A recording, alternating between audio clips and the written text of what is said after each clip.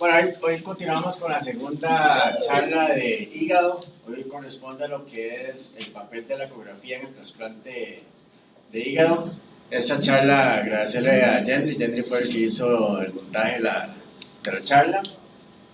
Y está basado en los mismos, en los artículos que están en el Dropbox que les pasó González. La experiencia que tenemos, bueno, lo que yo estoy aquí en Calderón, que el primer trasplante, bueno, que se reactivó la etapa de trasplante fue a partir del 2000, a finales del 2008, 2009, cuando empezó la doctora López con el doctor Montalver y el doctor Sánchez, porque el primer trasplante aquí se había hecho hace como 10, 15 años y no pegó, es decir, hubo rechazo a los meses. Entonces, después de la preparación de Vanessa en España y todo, al regresar ella, entonces comenzaron con el primer trasplante a finales de 2008, yo estaba terminando la residencia. De ahí hasta el momento, en diciembre fue el último que se ha hecho. Todos, solo uno, dos han fallecido, los demás están ahí de lo más bien, han tenido sus cuadros, sus etapas de rechazo, pero todos clínicamente están muy bien, entonces les ha ido excelente en la técnica quirúrgica, y eso nos ayuda a nosotros como radiólogos a aprender más y de qué es lo que hay que evaluar en el trasplante de hígado. Siguiente. Igual ahí, como dice en el artículo, el primer trasplante fue en 1967. Hay dos tipos, donador cadavérico, donador vivo. Aquí el que usamos es el donador cadavérico. En pacientes pediátricos a veces se usa el donador vivo porque el hígado tiene la gran capacidad de regeneración, entonces pasa un segmento, dos segmentos, lo trasplanta en un paciente pediátrico y ahí el hígado comienza a hipertrofiarse. Pero aquí sí usamos donador cadavérico. El tamaño, el grupo ABO, como en todos los trasplantes, tamaño adecuado. Siguiente. Siempre cuando va a haber trasplante le piden a radiología que hagan el ultrasonido previo al donador. ¿Por qué? Porque hay que descartar que no tenga ese paciente, que no tenga una estatosis. Pues ya pacientes de estatosis moderada a severa no se pueden trasplantar porque les va malísimo a los pacientes. Sí. Pacientes con estatosis moderada a severa, esos no son candidatos para que sean donadores de trasplante. Otra cosa, para ver que no haya masas, que el paciente que está donando no tenga un primario que no se haya conocido, que no tenga un sea de riñón, de páncreas, de tracto digestivo, que contraindique el trasplante. Ver que la vena porta, en el donador, que la vena porta, que esté permeable, que la arteria hepática también, que tenga una buena perfusión, que las suprahepáticas están bien. Entonces, este papel es muy importante a la hora cuando le piden a uno que hay posible trasplante en el transcurso de las horas de irlo a hacer con un buen equipo. Probablemente esos pacientes están bajo ventilación y todo, y con inotrópicos, entonces hay que hacerlo con los equipos de emergencias. Sin embargo, ahora para que sepan, emergencias tiene un Vivit nuevo, está totalmente nuevo, lo tienen ellos guardado. Entonces, para cuando si les llaman para hacer una evaluación de un Doppler o un ultrasonido de alta complejidad, le piden que se lo saquen y ellos tienen un Vivit allá nuevo. Porque el equipo que usamos de sala de shock está, si ese es caótico. El que se usa para eco, sí. No, el Vivit no, de hecho tiene un G igual, pero es portátil, todo lo más bonito. El que usamos para aquella paciente, sí. Confundí con el Vivit. No, el Vivit es el que está aquí en emergencias quirúrgicas. Ellos tienen un G, pero lo tienen ahí guardado en la jefatura. Pero el que está asistente de guardia tiene acceso, entonces si uno lo solicita, entonces se lo lleva. Porque sí, igual, ahí lo sé, con el equipo sala de shock está descalibrado, no hay buena imagen. ¿Cuáles son algunas indicaciones? De lo más frecuente que vemos acá, cirrosis por OH. Esa es la número 1. Luego, número 2, igual como dice la literatura, cirrosis asociada a virus de hepatitis B y C. ¿Ok? Luego está en tercer lugar, aquí también las hepatitis autoinmune y la colangitis esclerosante primaria, que es más frecuente en hombres, y la cirrosis biliar primaria, que es más frecuente en mujeres. Falla hepática aguda son un caso, el de diciembre, que fue una paciente embarazada de 3 meses por alfametil dopa, es decir, hipertensa, hizo una falla hepática, venía con transaminasas en casi 4000 y tuvo la suerte que apareció el donador. Entonces se trasplantó. Ahora acá yo le hice una biopsia el martes porque tuvo un rechazo, pero ese es por una falla hepática aguda. Siguiente.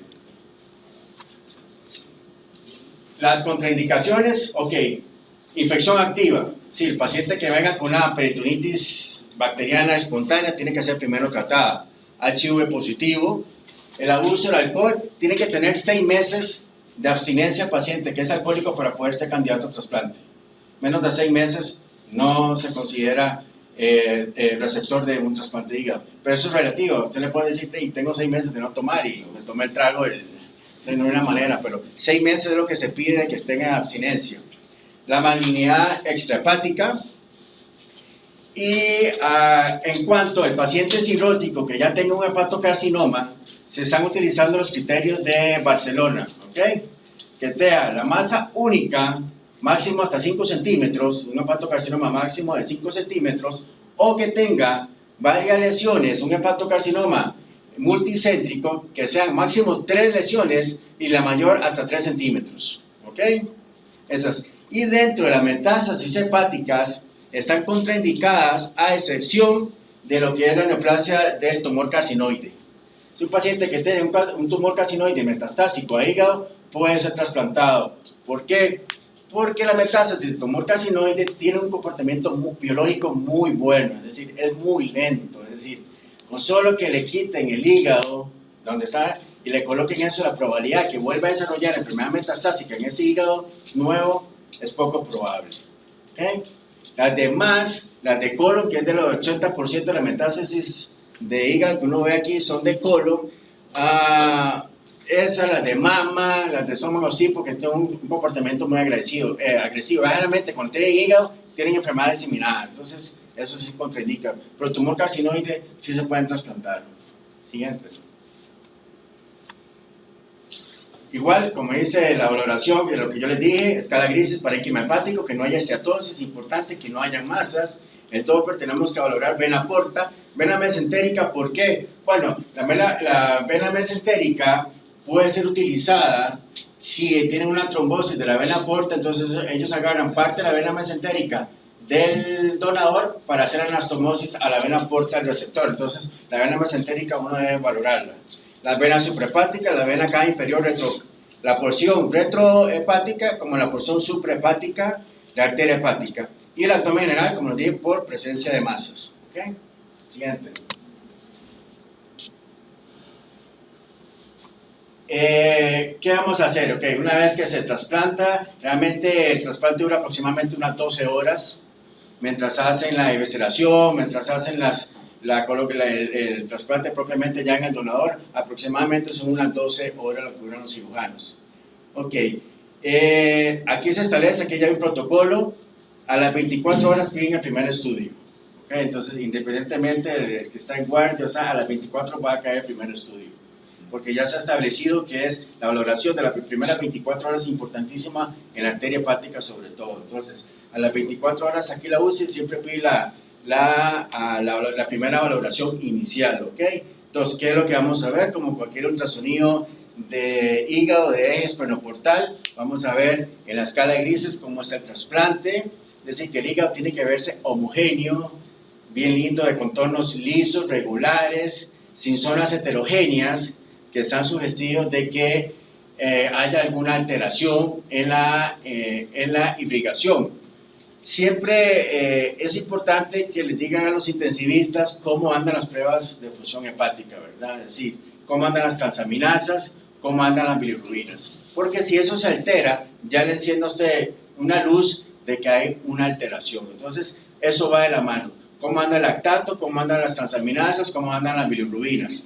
Leer primero cómo fue la cirugía, cuáles fueron las anastomosis que hicieron, porque hasta ahora, hasta el momento de la evisceración, se dan cuenta que hay anomalías, que la arteria hepática propia nace directamente del tronco celíaco, o que sale de la mesentérica superior, entonces o que tiene una accesoria, entonces ellos hacen ajustes en las anastomosis, entonces ellos siempre hacen un dibujo para ver cómo están las anastomosis, para eso es lo que quieren ir a buscar. En el Doppler tenemos que valorar arteria hepática, vena porta, venas suprahepáticas y vena cava inferior. Hay 4 anastomosis.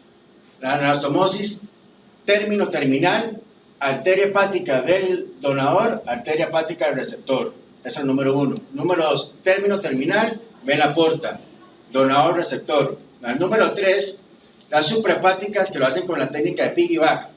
¿Qué significa eso? Cuando hay un trasplante multidisciplinario y cardio quiere corazón, entonces todo el mundo se pelea la porción suprahepática de la vena cava inferior. Todo el mundo quiere que le den un buen segmento de la vena cava inferior. Entonces, cirugía general también. ¿Por qué? Porque el piggyback es que el hígado, donde llegan las 3 suprahepáticas a la vena cava inferior, en la porción suprahepática, lo dejan con un segmento más largo. ¿Ok? ¿Para qué? Para que esa anastomosis es término lateral a la vena cava inferior retrohepática del receptor. Entonces, con esa técnica se evita las estenosis de vena cava inferior y las trombosis de vena cava inferior. Entonces, siempre va a tener, ustedes van a ver en el hígado, donde vienen las 3 suprahepáticas, viene la vena cava inferior y ustedes ven como un coágulo, ven un trombo, y dice, mira, está trombosada. No, ese es el trombosado de la vena cava inferior extra que se extrajo del cadáver. Entonces, con esa técnica piggyback, disminuimos, vuelvo a repetir, lo que son estenosis de la vena cava inferior de esa anastomosis versus la trombosis de la vena cava inferior. El corazón también, toda la gente de cardio también lo pelea porque también ellos para hacer el trasplante de corazón necesitan tener una buena porción. ¿Okay? Y la cuarta es la anastomosis colédoco-coledociana, término terminal entre colédoco del donador y colédoco del receptor. Todas esas 4 anastomosis las tenemos que buscar en cada paciente que se le hace control de trasplante. Siguiente. Ok, la primera, arteria hepática. Para esos de la charla pasada, siempre acuérdense los índices de resistencia 0.55 a 0.7 de baja resistencia. Vuelvo a repetir, arteria hepática, arteria renal, arteria testicular, arteria carótida interna, mesentérico superior y tronco celíaco en estados postprandiales, todos tienen que tener baja resistencia. Entonces, en la arteria hepática del trasplante es la misma como si fuera la nativa. Tienen que ser de baja resistencia con el tiempo de aceleración hasta 80 milisegundos. ¿Ok? Siguiente. Entonces, ¿qué vamos a tener en la arteria hepática? Vamos a tener lo que más frecuente es las trombosis, las estenosis.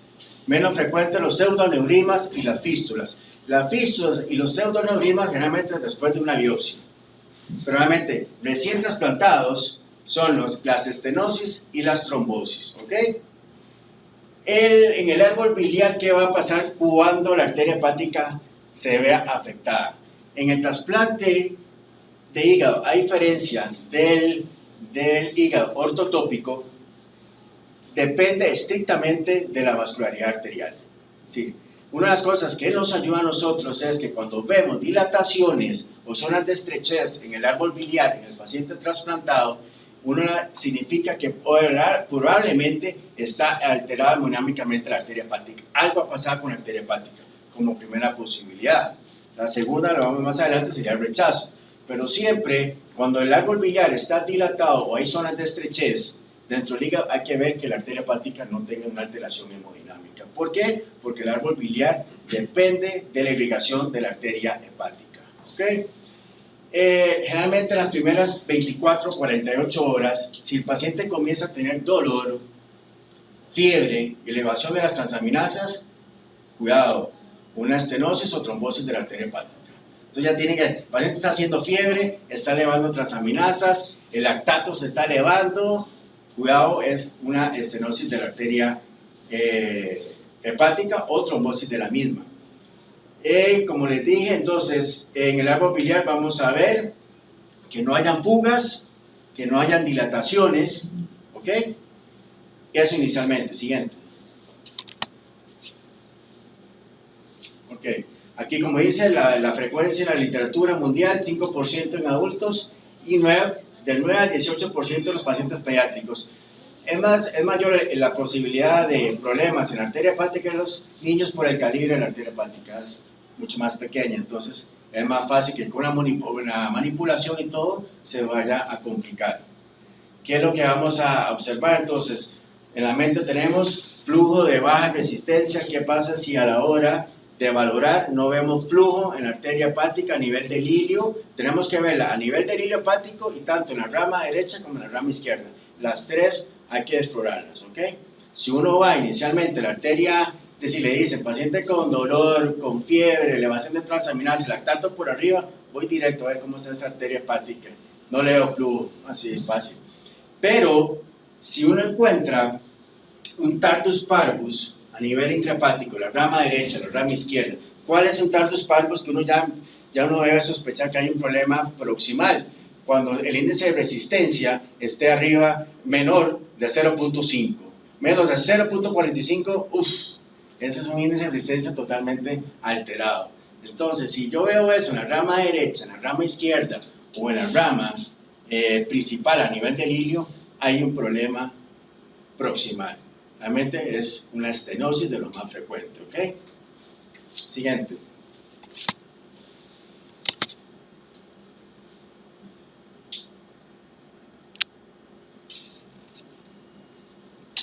Este lo trae el libro. Este fue inicialmente en las primeras 24 horas. Aquí vemos la vena porta y vemos que no hay flujo en la arteria hepática. Se le hizo una arteriografía y se ve que hay ausencia total de flujo de la arteria hepática. Esta era una trombosis aguda de la arteria hepática en el postoperatorio inmediato. Aquí lo tuvimos con esta paciente, de hecho con la paciente de diciembre, no, el último en enero, esta paciente en el control, yo estaba de vacaciones, Gonzalo le hizo un control a las 48 horas, no le vi un Tartus parvus a nivel intrahepático, en la rama derecha, en la rama izquierda, no me acuerdo cuál de las dos, y no le vio flujo, lo llevó Vanessa a sala y tenía todo un trombo filiforme en toda la arteria hepática a nivel del ilio. ¿Okay? Siguiente. Eso para volver a...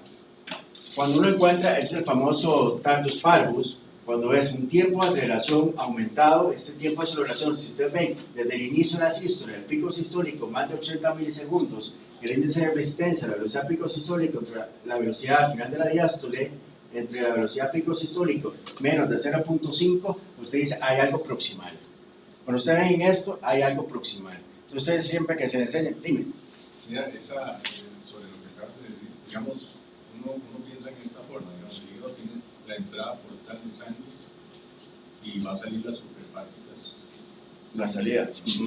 Pero esa sangre de las suprahepáticas sería, digamos, entre lo que pasa, digamos, metabólicamente, después del techo capilar y la arteria hepática, o sea, son esas como afluentes. Sí, tanto de la puerta arterial y portal salen por las suprahepáticas. Cuando para del todo la arteria, va a seguir saliendo sangre por las suprahepáticas. Exactamente. Entonces eso hace que uno a veces más problemas con los equipos, ¿verdad? ¿Se acuerdan el otro día que el de allá, entonces hay que bajar el paciente y verlo con este de aquí y ponerle todos los parámetros para ver, y si ves en todo lado flujo y ahí no, es que no hay.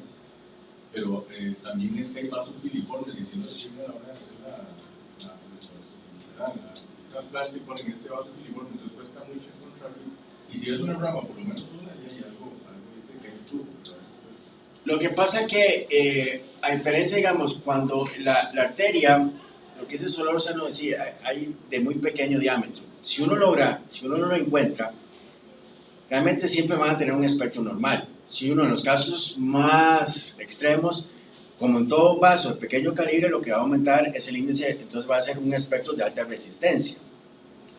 Pero uno de las pistas, aunque uno no vea la arteria, uno ve cómo está ese lóbulo irrigado. Si usted lo ve homogéneo, lo ve muy bonito, usted dice, y usted ve las pruebas de hígado, qué raro, voy a poner que ausencia de flujo, uno lo que hace, no se observa en este momento la arteria, la rama derecha, pero usted ve las transaminasas y dice, está muy bien, el lactato bien, cuidado de decir, no decir, es capaz que la técnica, o en este momento cómo está el paciente, si está con mucha interposición y todo, entonces uno dice, antes de poner, entonces por eso la guía, pero es cierto, a veces, y en el paciente, el edema postoperatorio, que son de hasta 72 horas de tener entonces a veces usted dice, puta, no le doy flujo y no voy a poner que está ocluida, sino tengo que sumar otra cosa, ok, veo que edema postquirúrgico, entonces digo, pero hay transaminasas bien, lactato bien, todo, no, sugerimos un control. Entonces, controlémoslo en 24, 48 horas porque me parece, le digo a los médicos tratantes de que todavía hay mucho edema, no logro identificar, o solo veo la arteria hepática en el ilio y la rama derecha, pero no veo la izquierda, o al revés, veo la derecha, pero a la izquierda. Y es que eso pasa con esa señora que estuvo embarazada. Ah, sí, esa señora Absol, vos también estuviste metido. Sí, ¿por qué? Por eso mismo, porque el vaso era filiforme ya, la arteria misma. Estamos hablando de un 2 milímetros. Sí, yo creo que ella tenía uno de 2 milímetros, era una arteria. Que hay un traparenquimatoso, no se lo puede imaginar, no puede poner, pero tampoco puede decir que no. Sí, entonces Y yo. estuvo saliendo, entonces con el video se engañosa en eso, ¿verdad? Porque vas a tener función. En esos casos yo lo que veo, soy cauto, le digo, si las pruebas de laboratorio están bien, digo, esto se edema, tranquilidad, lo controle 48 horas y ellos van a esperar. Si ya veo que todo está aumentado, cuidado. La clínica es fundamental. Ah, sí, y lo que digan los laboratorios, lo que digan los laboratorios ustedes lo van a guiar mucho. Le dan mucha paz o lo ponen en alerta de que algo está pasando. Pero si logramos ver que en alguna de las ramas, derecha o izquierda, una arteria hepática en el hilo tiene esto, tartus parvus, significa que probablemente hay una estenosis inicial, que en la anastomosis, lo que pasa es que en las primeras semanas lo que más va a pasar son las trombosis, las oclusiones de la arteria hepática, por manipulación quirúrgica, porque estuvo complejo, entonces eso es lo que puede pasar. Y más aún que ya uno no ve flujo, entonces es ni modo. Pero ya ustedes sigan, comienzan a ver heterogéneos, todo es como igual el trasplante de riñón, ven inmediatamente el riñón que se está poniendo heterogéneo, entonces, y ya todas las transaminasas por arriba, lactato por arriba, entonces eso lo orienta mucho. Siguiente. Frecuente del 5 al 10% en las estenosis, significativa más del 50% es el tartus parvus, ¿verdad? Ya cuando uno ve en cualquier parte del organismo un tartus parvus, esas estenosis andan más del 50%. Que en cualquier órgano, bueno, a excepción de la carótida interna, arriba del 60% ya son quirúrgicamente significativas y hay que tratarlas. Entonces vuelvo a repetir, que no se nos olvide, intrahepático, IR menor a 0.5 y tiempo de aceleración igual o mayor a 80 milisegundos. Que en el sitio de la anastomosis tenga, si uno logra ver la anastomosis, pero a veces hay tanto aire y todo que uno no la puede ver, que logre sacar una velocidad arriba de 200 centímetros sobre segundo. Y como en todo, igual que en todo sistema en toda vascularidad en el cuerpo, cuando estamos proximando a una estenosis siempre van a haber espectros de alta resistencia. ¿Por qué? Porque va a haber una onda de choque, una onda de freno, donde comienza a elevar la sístole y comienza a disminuir la diástole. ¿Ok? Siguiente. Este era para un ejemplo lo que era una estenosis de la arteria renal, de la arteria hepática. Aquí adentro, en la vascularidad casi, lo que veíamos era en un espectro monofásico, acá no había flujo diastólico. Eso hay que tener mucho cuidado porque esto es artefacto o a veces la vena porta, en ellos tiene tanto flujo que se mete e interfiere en el espectro de la arteria hepática. Entonces ahí solo se lograba sacar un espectro monofásico con una sístole muy pequeña y ensanchamiento de la misma. En el estudio angiográfico, ahí se ve dónde estaba la estenosis, se le hace una angioplastía y listo. Siguiente. Esto es para lo que es en el sitio, en la preestenosis, ve que comienza a haber un espectro totalmente de alta resistencia. Acordémonos que en el tronco ciliaco y en la hepática común deben de ser de baja resistencia, ¿okay? A excepción de los pacientes ancianos o en estado postprandial, que también ellos tienen alta resistencia. Pero este espectro en la arteria hepática común, eso es anormal, ¿ok? Esto es porque ya se está produciendo una onda de freno. Propiamente en el sitio de la estenosis vemos totalmente un flujo turbulento donde las velocidades están elevadas, ¿ok? Y distalmente esto va a tener un tartus parvus, ¿ok? Siguiente. A nivel intrahepático, para que vuelvan, entonces eso es lo que vamos a tener, los tartus parvus. Entonces ese espectro hay que saberse, los espectros en cualquier parte, a nivel de extremidades, a nivel del sistema carotídeo, los vasos del cuello, a nivel del sistema renal, a nivel del sistema hepático, eso es totalmente normal. Eso significa de que hay un problema proximal, ¿ok? Siguiente. Los pseudoneurismas, realmente aquí no hemos visto ningún pseudoneurisma, realmente son secundariamente, se dice que puede haber un proceso infeccioso o generalmente después de que se le hizo una biopsia y todo se puede hacer un pseudoneurisma. Igual como en cualquier parte del cuerpo, lo más frecuente que vemos uno son los accesos femorales, cuando hacen los cateterismos, que se hacen los pseudoneurismas, entonces igual se va a ver en el hígado. Entonces cualquier colección de líquido en el hígado o en cualquier órgano, pongan en el Doppler. Entonces, porque a veces mira un quiste o una colección y le ponen Doppler y se encienden en yin yang, entonces son pseudoneurismas. Eso es un tip. Siempre que vean una lesión anecoica dentro del riñón, dentro del hígado, entonces haga así por malicia, pongan el Doppler a ver qué pasa con el Doppler. Porque entonces en estas van a ver si una colección fluida, anecoica, redondeada, adyacente, en extremo contacto con la arteria hepática, ¿ok? Y el Doppler lo que nos va a dar, bueno, si no está trombosado, va a dar el flujo en yin yang de entrada y salida, ¿ok? Entonces van a ver la mitad que la escala azul, rojo, y en el cuello, si se logra ver, hay un espectro de entrada y salida de vaivén, ¿ok? Siguiente. Este era para dar un ejemplo de lo que era un pseudoneurisma a nivel de la arteria hepática. Entonces, en el Doppler color, vemos que se ve ahí donde está la flecha. Aquí es que las estructuras son muy pequeñas, pero aquí hay un yin yang y aquí está el cuello. Entonces, ahí donde uno se pone, ahí en la ventana de análisis Doppler espectral, van a ver el flujo de sístole y diástole, entrada y salida. En la arteriografía se ve el aneurisma. Entonces, eso le colocan un coil, producen la trombosis y listo. Flujo dinámico, sí. ¿Saben lo que es flujo dinámico? Okay. Es igual al B-flow. Es el B-flow. Entonces, todos los equipos ahora, los modernos, tienen que es como el Power Doppler, el Doppler de energía, pero el Doppler de energía nunca me va a decir la dirección del flujo.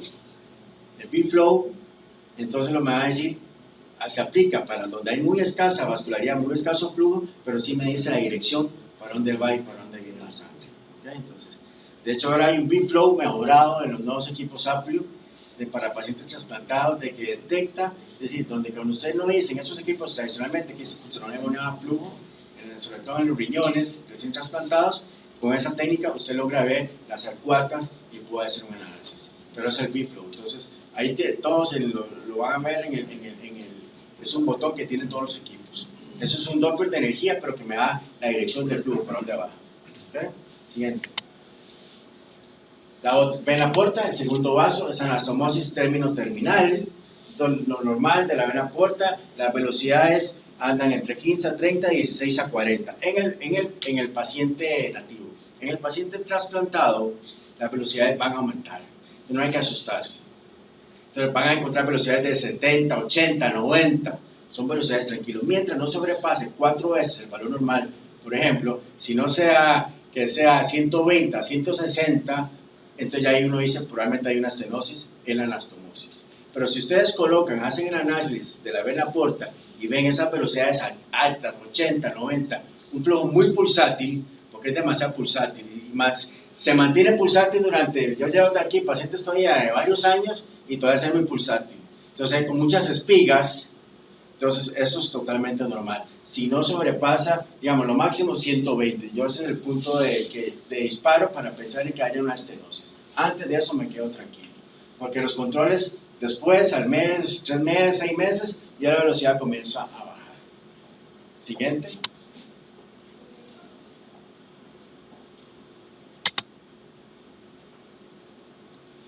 Entonces, ese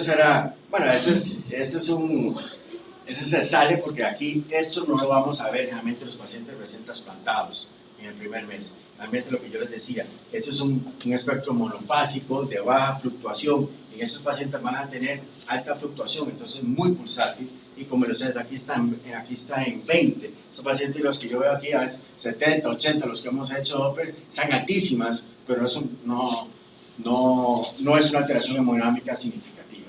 ¿Okay? Siguiente. ¿Qué es lo que vamos a ver? Muy fácil, la vena porta, trombosis, estenosis, que no he visto ninguna estenosis aquí en la vena porta, y pseudoneurismas de la vena porta, que también es rarísimo. Aquí porque a veces hay una diferencia de calibre entre lo que es la vena porta del receptor, que generalmente si tienen hipertensión portal andan con calibres de 15, 16, andan muy grandes, y el donador tiene un calibre de 8 milímetros. Ellos tienen que hacer un remodelamiento de la anastomosis. Entonces ese sitio de anastomosis se ve ligeramente acodado, tortuoso, pero eso no es un pseudoreumatismo. Entonces eso también hay que tener, porque la diferencia de calibre, entonces ellos hacen un remodelamiento en la anastomosis, obviamente queda acodada en el sitio de la anastomosis. Se logra ver muy bien en la arteria hepática las anastomosis, se ve muy bien.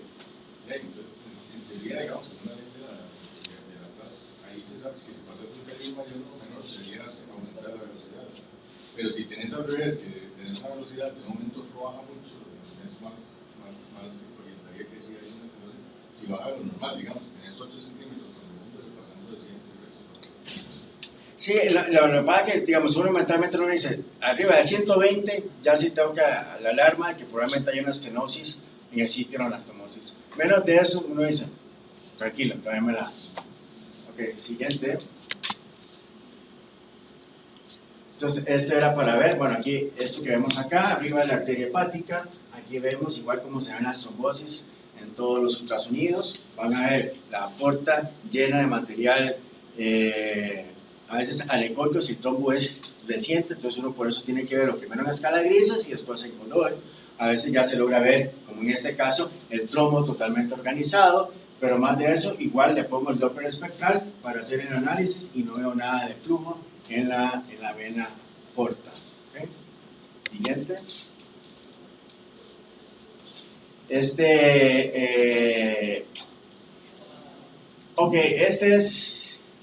Esos son casos raros, digamos. Este es que tiene una trombosis en la vena porta principal. Esto no puede ser algo agudo, esto ya se ha instaurado durante tiempo esa trombosis, entonces ya ha hecho o colaterales dentro del hígado o ha hecho ya fístulas, entonces uno logra ver algún flujo en la rama derecha o en la izquierda de la vena porta, pero eso no es algo agudo, ya eso lleva su tiempo, como en los hígados que ya hacen una trombosis, los hígados cirróticos que hacen una trombosis, después hacen colaterales, hacen una degeneración cavernomatosa y usted ve que el flujo en el lóbulo izquierdo, en el derecho, entra por un montón de colaterales, así puede pasar también en el trasplante de hígado.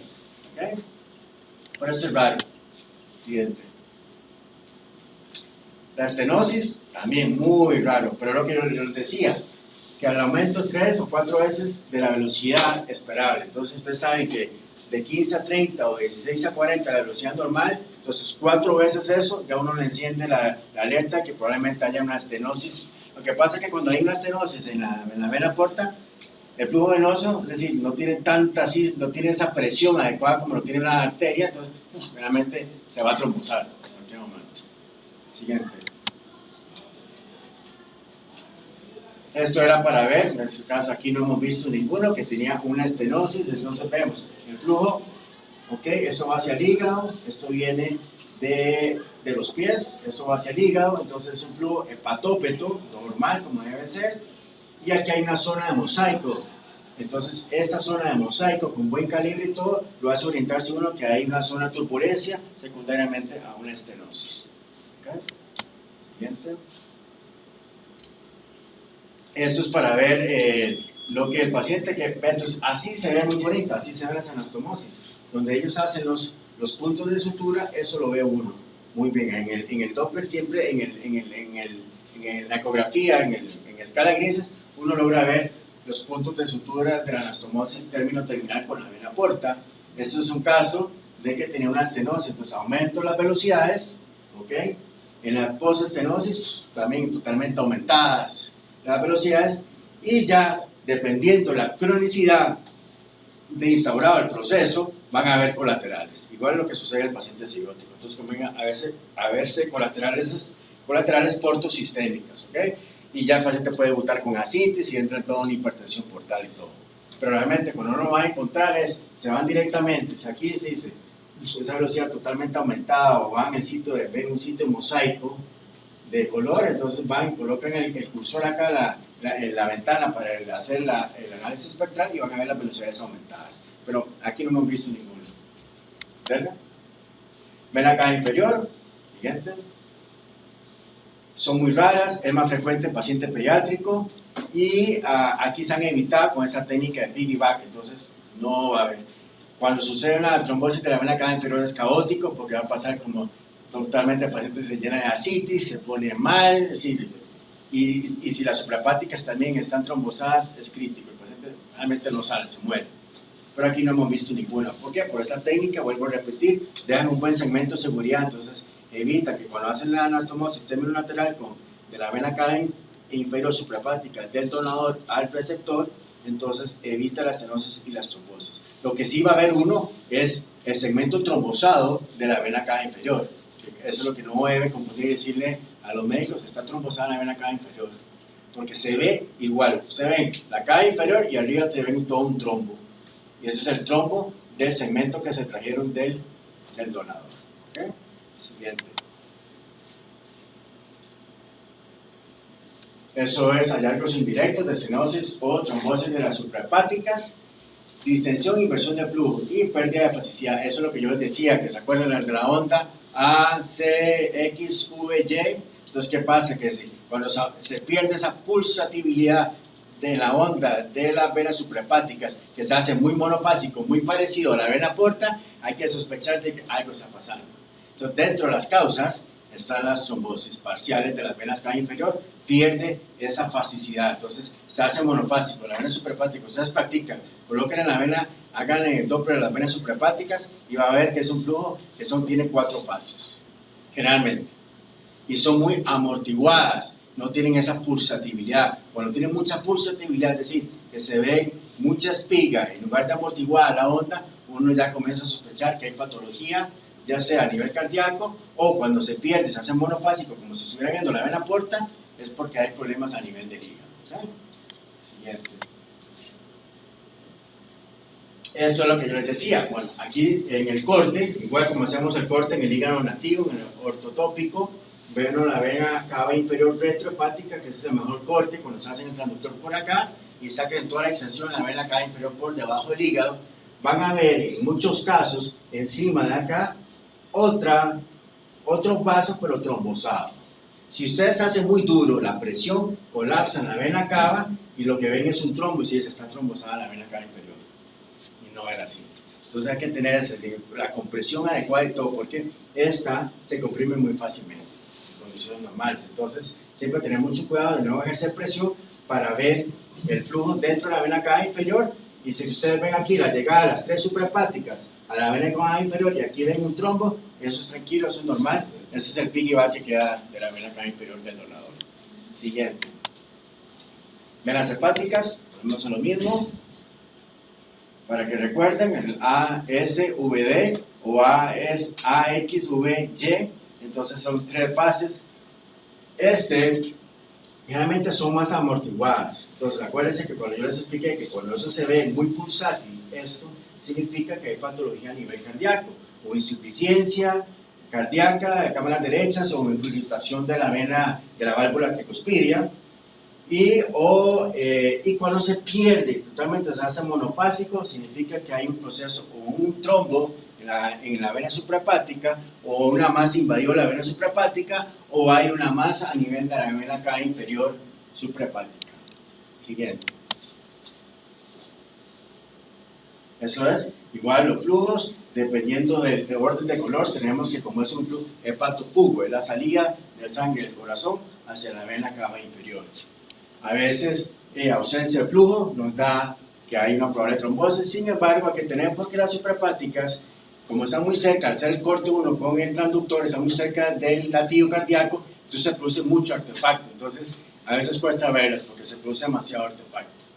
Y el hecho que yo no vea flujo en las suprahepáticas tampoco significa que estén trombosadas. Entonces, con las suprahepáticas hay que tener mucho cuidado, ¿ok? Nada más que el paciente que tenga trombosis en la suprahepática viene mal, está mal, el paciente mal, se llena de ascitis, las pruebas de función hepática se elevan, el paciente se deteriora clínicamente muy rápido. Siguiente.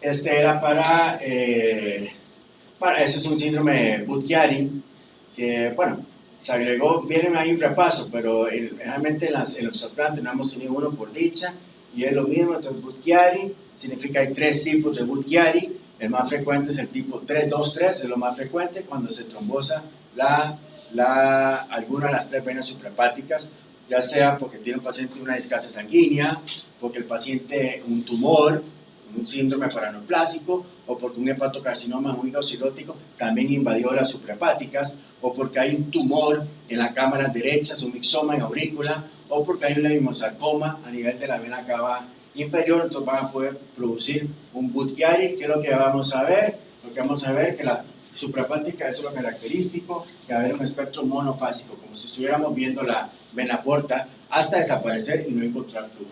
¿Okay? En este caso, perdón, tenía la E, lo que le colocaron fue un stent porque tenía una estenosis de la vena cava superior. Siguiente. Sistema biliar, este es importante. Siguiente. Ok, el sistema biliar, vuelvo a repetir, depende estrictamente de la irrigación de la arteria hepática. Cuando hay alteración en la irrigación de parte de la arteria hepática, va a haber isquemia y necrosis del árbol biliar. Entonces, cuando hay isquemia y necrosis, va a haber fugas. Entonces, cuando ustedes ven en el control inmediato, ustedes ven que hacen, será arteria hepática alterada. Veo esa colección que no la tenía en los controles previos.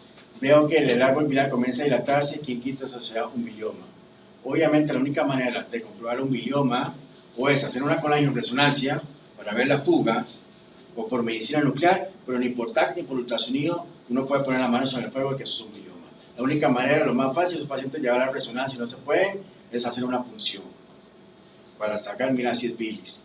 Pero cuando hay isquemia y necrosis, entonces va a haber fuga, entonces salen biliomas, ¿ok? Entonces, eso es otro de los datos indirectos de que la arteria hepática anda mal. ¿Por qué? Porque ya sufrió una isquemia o necrosis y con fuga de la bilis. Si eso se logra reparar, entonces hay una fibrosis y por eso se producen las zonas de estrechez múltiples. Entonces, si uno ve en ambos lóbulos zonas de estrechez con dilataciones, usted dice, este paciente probablemente ha tenido zonas de isquemia, entonces hay que valorar la arteria hepática. Siguiente. Las dilataciones, entonces, igual que un paciente nativo, pueden hacer litos en el colédoco, pueden haber litos en el sistema intrahepático, en la vía biliar intrahepática. Es raro, pero puede haber. De lo más frecuente que vemos acá son estenosis de la unión colédoco-coledoceana. Ahí donde es lo más frecuente. De eso muchos pacientes andan con stent biliares porque hacen una estenosis de la anastomosis término-terminal colédoco-coledoceana. Entonces dilata aproximadamente el hepático común y el árbol biliar. Eso es lo más frecuente. En segundo lugar, que vemos acá, es pacientes que han tenido rechazo. Ok, rechazo es otra, ahora lo vamos a ver, también que produce zonas de estrechez y dilataciones de la vía biliar. Y en tercer lugar, es alteraciones de la arteria hepática que va a producir zonas de estrechez y dilataciones. Siguiente. Entonces eso es para ver. Entonces aquí normalmente tenemos la vena cava inferior, eso tenemos la vena porta, la arteria hepática y tenemos una dilatación. Eso es lo que encontramos realmente. Ya el colédoco proximal a la anastomosis, el hepático común y el árbol biliar dilatado. A ese vemos material ecogénico que es bilis espesa, barro biliar y el engrosamiento inflamatorio del epitelio biliar. ¿Okay? Siguiente. Esto era para el ejemplo que les quería. Aquí había, entonces, cuando uno ve una dilatación de la vía biliar y uno sigue el colédoco, y dice el colédoco distal intrapancreático está bien, el colédoco proximal y el árbol biliar está dilatado. Entonces, dos posibilidades, tres posibilidades. Uno, una estenosis de la unión colédoco-coledoceana. Dos, veo la arteria hepática normal, me quedo tranquilo. Tres, que haya tenido un rechazo, entonces que produjo esas dilataciones, ¿ok? Este caso era para decir que tenía una estenosis de la anastomosis de la arteria hepática, tenía un tardus parvus, entonces esto había venido produciendo dilataciones del árbol biliar a nivel intrahepático. Siguiente. Las colecciones. Ok, ¿qué vamos a ver? Lo más frecuente que vamos a hematomas. Entonces lo que va a haber uno son hematomas en el paciente, en el control 24, 48, 72 horas. Vamos a ver hematomas. Eso ni lo reporto, yo no lo pongo porque eso se espera que quede ahí un poco de sangre. Entonces hacen hematomas. Pueden haber colecciones de líquido, pero eso no es importante. A excepción de que tenga una colección grande cerca del hilo hepático, entonces le pondría Doppler, a ver qué es lo que está pasando con el Doppler y pensar, pucha, una fuga, entonces uno le pregunta al cirujano, ¿les costó la anastomosis? A veces dice, sí, la anastomosis costó, se fugó, tuvo que volver a desarmar la anastomosis, volver a colocar, entonces queda un poco de colección de bilis y eso se va controlando y va a ir desapareciendo. ¿Okay? Todavía puede caer ascitis, hay pacientes que tienen gran cantidad de ascitis, ellos le logran sacar algunos litros, pero obviamente el paciente queda con ascitis en las primeras semanas después del trasplante. ¿Ok? Siguiente. Ahí pusieron contusiones. Contusiones se da en el caso del paciente que es un donador después de un accidente de tránsito, tiene un trauma contuso, eso no limita que se pueda trasplantar, pero va la contusión para el donador. Entonces, por eso la importancia del ultrasonido previo, de leer qué fue lo que encontraron previamente. Mira, no tiene un TAC que hicieron, que tenía un trauma contuso, entonces en el segmento 6, entonces ahí es lo que soy, porque si no, voy a poner que está haciendo una isquemia o está haciendo un infarto, y lo que tenía era una contusión previo al accidente de tránsito que tenía. Este caso era los hematomas, que la ventaja al inicio son hipogénicos, dependiendo de la gradación de la hemoglobina, hemosiderina, van cambiando conforme van avanzando los días. Otra cosa importante, ahora que hablamos de esos, son los abscesos hepáticos. Pero los abscesos hepáticos en pacientes trasplantados generalmente son por inmunosupresión o porque hicieron isquemia, fuga de vía biliar, se contaminó y hizo un absceso intrahepático. Entonces, esas posibilidades. Siguiente. Esto era para un hematoma. Así se pueden ver los hematomas, niveles líquido-líquido, pero eso es en el siguiente control, estamos viendo que va cambiando conforme va avanzando. A diferencia que usted, ok, veo el hematoma, y la siguiente me reporta el médico que la hemoglobina está bajando, y yo, algo está pasando, esto no es normal, entonces eso es el cuidado que hay que tener. ¿Cómo va la hemoglobina, el hematocrito en este paciente? ¿Todo está bien? Me quedo tranquilo, eso se va a reabsorber. ¿Ok? ¿Listo? Siguiente. Las infecciones en estos pacientes, bueno, estos pacientes, si el paciente ya tenía de base una peritonitis espontánea, se trasplantó, ese paciente es delicado porque va a seguir con su peritonitis, puede hacer abscesos a nivel del trasplante. Son pacientes que están inmunosupresos a alta dosis con varios medicamentos, entonces se les da profilaxis para citomegalovirus. Tuvimos un caso de un paciente que por decir, alguien olvidó hacer la receta del citomegalovirus, no se lo dieron al paciente, hizo un citomegalovirus a nivel pulmonar, el paciente falleció, el trasplante de hígado más bien, y se traspapeló, nunca le dieron la profilaxis de citomegalovirus y el paciente falleció porque es una infección en el pulmón. Entonces, de antemano ya se les da citomegalovirus, se les da dimetropin y todo para tenerlos protegidos. ¿Ok? Siguiente. Esto era para ver el absceso. El absceso, ok, tiene su flujo, es decir, su cuidado a la hora de valorarlo, ¿verdad? Depende de la clínica del paciente, porque la imagen por ultrasonido, al igual que es por TAC, es tramposa. Entonces, es una imagen heterogénea, indistinguible que sea un hematoma, a veces de una masa, porque si usted le pone el Doppler, a veces hay masas que no tienen vascularidad en el hígado, que no logra usted sacar nada, el absceso lo puede también tener, y a veces lo que lo ayuda es la presencia de gas. Pero la detección de gas en el absceso ya tiene que tener un ojo entrenado uno para detectar gas por ultrasonido para poder, si uno ya ve gas en una lesión heterogénea, entonces sí, eso es probablemente junto con la clínica un absceso como la primera posibilidad. ¿Ok? Siguiente. Lo que pasa es que cuando uno ve un absceso en el hígado, entonces uno dice, ok, también entonces hay que tener cuáles son los, ¿qué debo pensar? Bueno, paciente inmunosupreso o paciente ya tiene una isquemia por alteración de la arteria hepática, hizo una fuga y se contaminó. De las neoplasias, ok, el 25% de los pacientes que se trasplantan con hepatocarcinoma pueden desarrollar un hepatocarcinoma en el nuevo hígado. Entonces, no hay que dejar de mano que el hepatocarcinoma puede darse en un paciente trasplantado.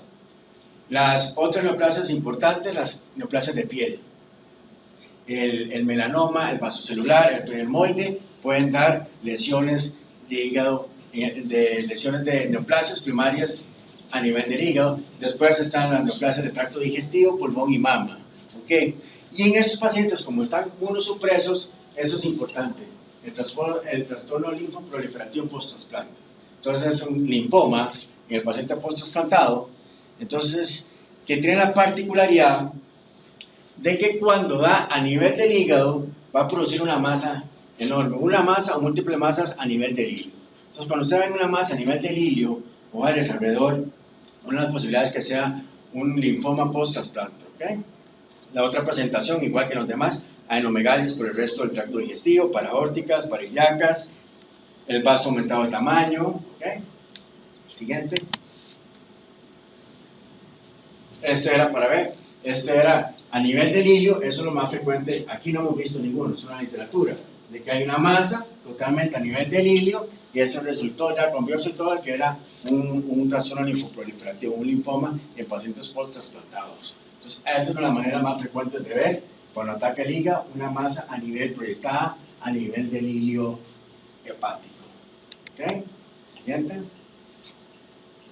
El rechazo agudo, igual, agudo puede suceder desde inmediatamente en el trazo operatorio, que es inmediato, desde las primeras 24 horas, el rechazo agudo temprano, la primera semana, el rechazo agudo tardío antes de 3 meses y el crónico después de los 3 meses. Aquí hemos tenido de todo, desde la primera semana, antes de los 3 meses agudo y hasta crónicos.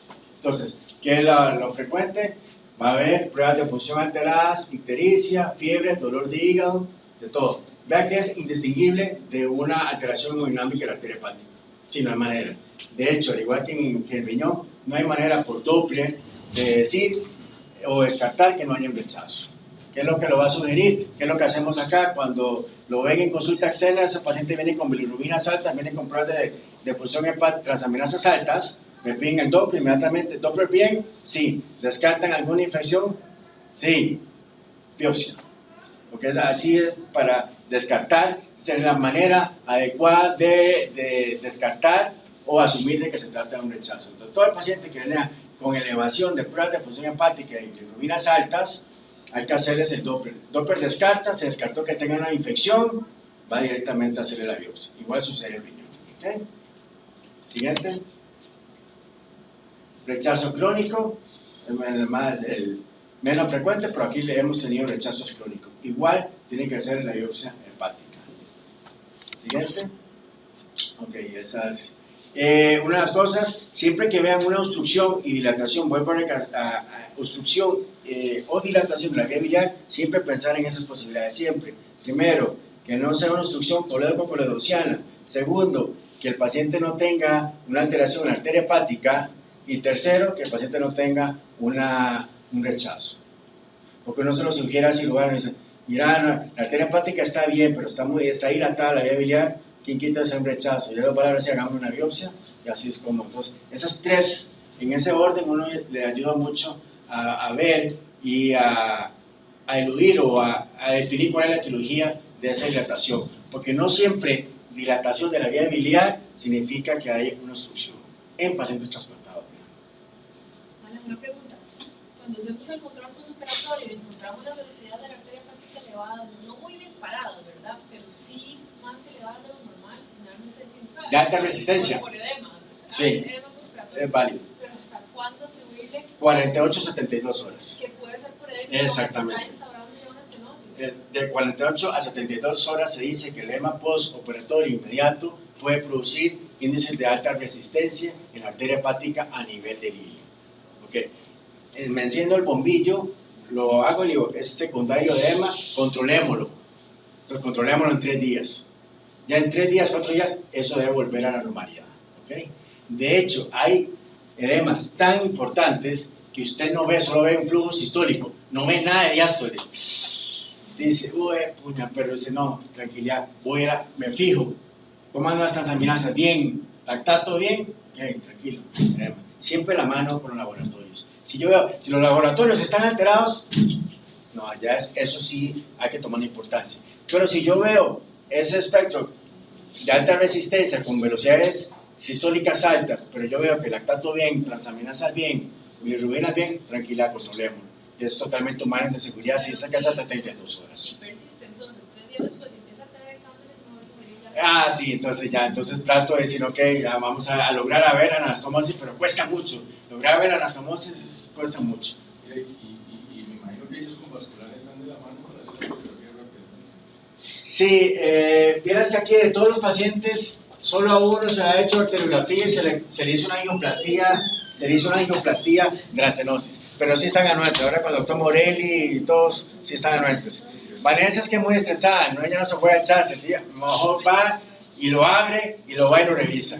Sí, no se juega el chasis, porque a veces necesito hemodinamia, no, está ocupado, está neuro, está cardio, ese paciente. Entonces, ella lo discute con el doctor Sánchez y a veces dice el doctor Sánchez, no, espérame, no, mejor lo llevo. En ese último caso, que González no le vio flujo en la arteria, en el ilio y adentro estaba como un tardus parvus, que González dijo, bueno, se puede ser, no puede ser. Ella se lo llevó en la noche, eso fue en la tarde, en la noche lo exploró y tenía un trombo. Sí, pero sí están anuentes, pero lo que pasa es que como en todo, cuesta mucho. Ah, sí. ¿Alguna otra pregunta? Muchas gracias. Ok, bueno.